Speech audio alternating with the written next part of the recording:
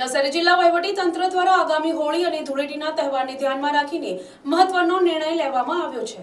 જિલ્લામાં શાંતિ અને કાયદો વ્યવસ્થા જાળવવા માટે અધિક જિલ્લા મેજિસ્ટ્રેટ યોગરાજસિંહ બી ઝાલાએ એક જાહેરનામું બહાર પાડ્યું છે। આ જાહેરનામા અંતર્ગત કેટલાક કૃત્યો પર કડક પ્રતિબંધ ફરમાવવામાં આવ્યા છે।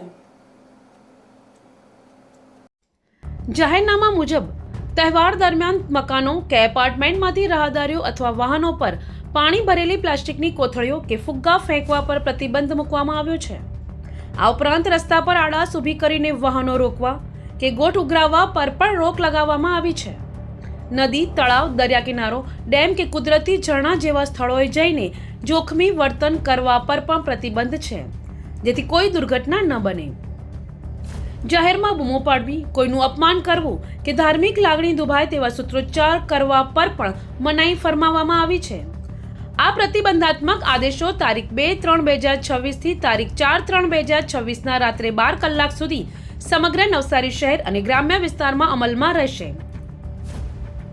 તંત્ર દ્વારા સ્પષ્ટ કરવામાં આવ્યું છે કે જો કોઈ પણ વ્યક્તિ આ જાહેરનામાના નિયમોનું ઉલ્લંઘન કરતા ઝડપાશે તો જિલ્લા મેજિસ્ટ્રેટે જાહેર જનતાને શાંતિપૂર્ણ રીતે અને અન્યને ખલેલ ન પહોંચે તે રીતે તહેવાર ઉજવવા અપીલ કરી છે।